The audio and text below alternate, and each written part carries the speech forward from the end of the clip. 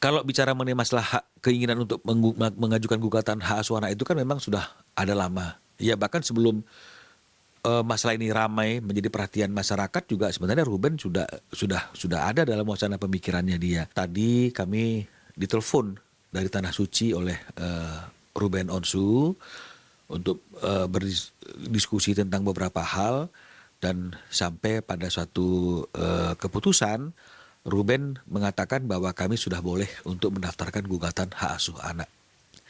Jadi oleh karena itu, seperti yang kami sampaikan kemarin kan bahwa gugatannya sudah final nih, tinggal nunggu persetujuan.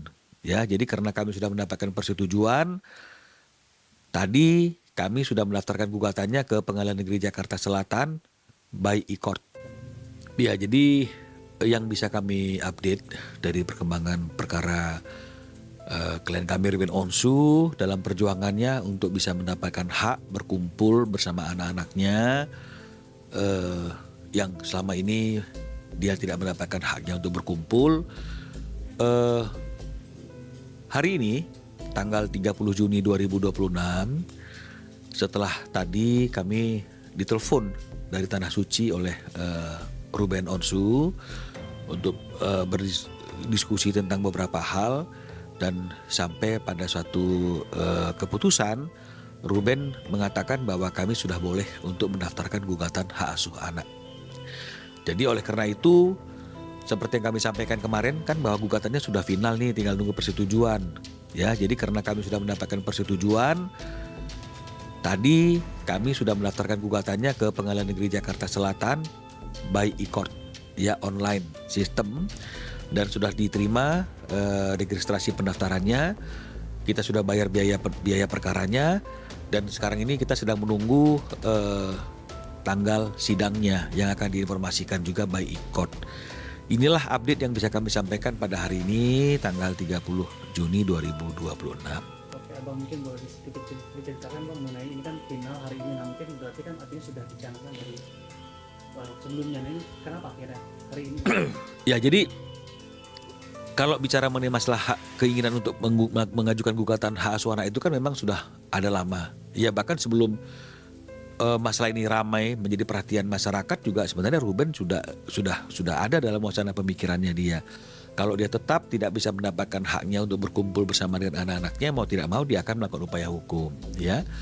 Apalagi ditambah dengan Ruben menyampaikan dia tidak setuju dan dia merasa tidak dimintai pendapat ketika anak-anaknya itu dilibatkan dalam pekerjaan ibunya, ya live TikTok berjualan di malam hari. Karena menurutnya itu tidaklah seharusnya melibatkan anak-anak, ya. Nah, tapi kan tidak mendapatkan perhatian dari ibunya sehingga akhirnya anak-anak ini masih dilibatkan dalam pekerjaan ibunya di live TikTok, ya. Jadi ini sebenarnya sudah menjadi pemikiran.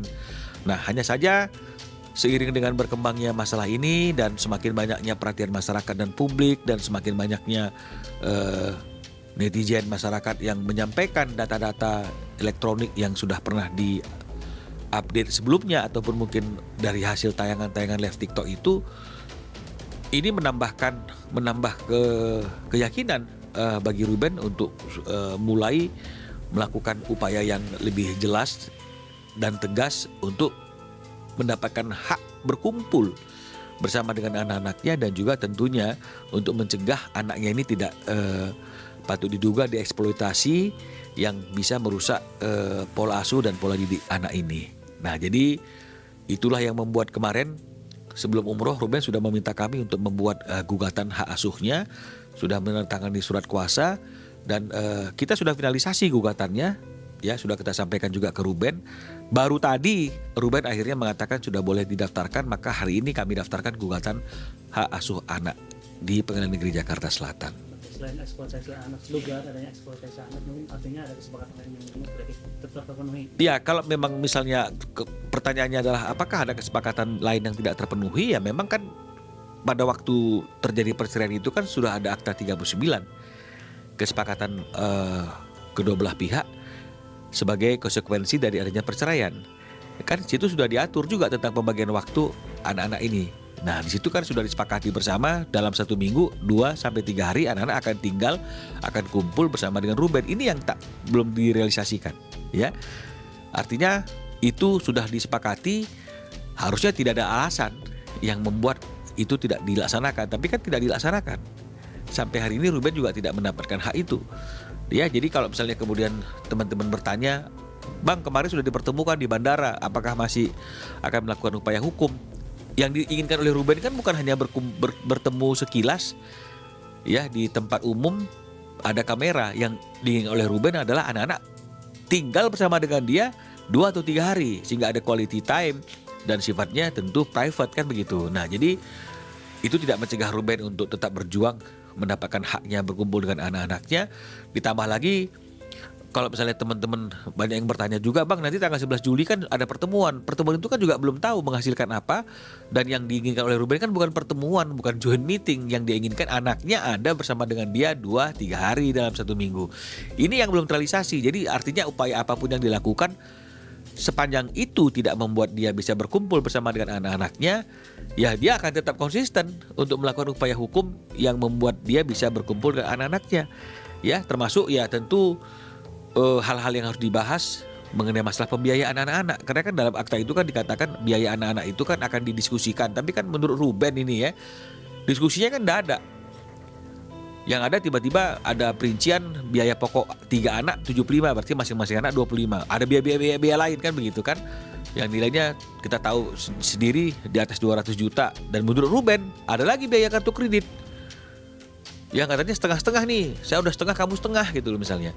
Ya Ruben bertanya, loh sudah ada biaya yang sedemikian besar, ada biaya basic anak 25 juta, ada biaya uang sekolah, ini apalagi nih biaya kartu kredit, kan begitu. Dan itu untuk keperluan apa? Minta perinciannya nggak juga dikasih, kan begitu. Nah jadi kan nggak bisa seperti itu, harusnya kan memang harus ada keterbukaan kalau itu demi kepentingan anak. Ini kan sampai hari ini Ruben menunggu dan itu belum ada keterbukaan tentang masalah penggunaan keuangan. Dan juga yang menjadi pertanyaan Ruben juga adalah kartu kredit bagi 2 untuk kepentingan anak misalnya. Ada listrik misalnya bagi 2 misalnya seperti itu. Nah kenapa yang lain nggak bagi 2 gitu loh. Nah jadi ini kan yang harusnya ada suatu penjelasan, ada satu perincian yang akhirnya Ruben paham. Tapi ini kan juga Ruben nggak dapatkan. Jadi kita berharap ya justru di joint meeting nanti itu akan menjadi suatu hal yang menjadi lebih jelas, sehingga Ruben tidak perlu menunda untuk membayarkan biaya anak-anak karena adanya ketidakterbukaan tadi itu. Dan yang paling pasti adalah Ruben ingin ada satu jaminan bahwa apapun yang dilakukan oleh Ruben, membiayai anak-anaknya selama ini, membayar kartu kredit kebutuhan anak-anaknya selama ini, bahkan menyiapkan tiket untuk anak-anaknya nonton liburan, itu anak-anak paham bahwa itu dari ayahnya. Ya, itu dari Ruben. Kan khawatir ini nggak tersampaikan. Ya, karena kan ada postingan dari Onyo kan yang mengatakan selama ini kami tidak tahu, kan begitu artinya. Bahwa ternyata ayah memberikan hal itu semuanya. Nah ini takutnya nanti anak-anaknya yang lain, Tania Madalia juga ada tahu nih. Ya, jadi ini yang harus ada satu keterbukaan. Saya kira mudah-mudahan dengan adanya gugatan hak asuh anak ini nanti bisa menjadi lebih jelas ya, lebih terang, semuanya terang benderang, yang membuat akhirnya Ruben bisa mendapatkan waktunya untuk berkumpul bersama anak-anaknya, adanya diskusi segala sesuatu yang berkaitan dengan anak-anak, kepentingan anak-anak dan juga biaya-biaya anak-anak ini. Saya kira seperti itu harapannya. Oke Bang, kalau misalnya tanggal 11 nanti kan pertemuan akan membahas hak asuh anak, gugatan akan terus berjalan atau gimana? Sepanjang pembicaraan apapun, ya joint meeting apapun tidak membuat Ruben bisa makin cepat mendapatkan haknya untuk berkumpul bersama dengan anak-anaknya, itu tidak akan menghalangi gugatan. Ya, tapi kalau misalnya kemudian ada tindakan nyata yang real, Ruben akhirnya bisa lagi bersama-sama anaknya, quality time 2 hari, 3 hari bersama berkumpul ya setiap minggunya. Saya kira kalau memang itu didapatkan oleh Ruben, ya gugatannya buat apa diteruskan? Karena yang diinginkan sudah didapatkan tanpa harus memproses gugatan tersebut, kan begitu. Tapi kalau tidak, ya mau tidak mau gugatan ini akan terus berjalan.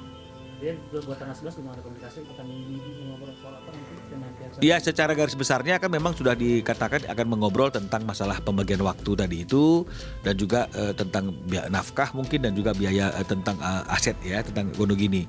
Tapi kan sebenarnya kan tentang pembagian waktu anak ini kan sebenarnya nggak perlu dibicarakan lagi, karena sebenarnya itu sudah tuntas dibicarakan dan sudah tertuang dalam Akta 39. Tapi ya nggak apa-apa, kita dengerin aja nanti tanggal 11 ini.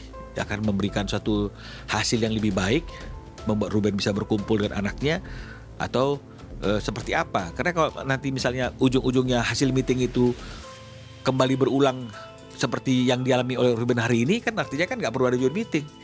Kita akan menggantungkan harapan kita untuk bisa berkumpul itu dari putusan pengadilan. Nah, itulah makanya kita mengajukan gugatan hak asuh anak itu. Ya. Oke, terima kasih. Gak sempat baca? Dengerin aja. Klik icon text to speech, gak pakai ribet di okezone.com.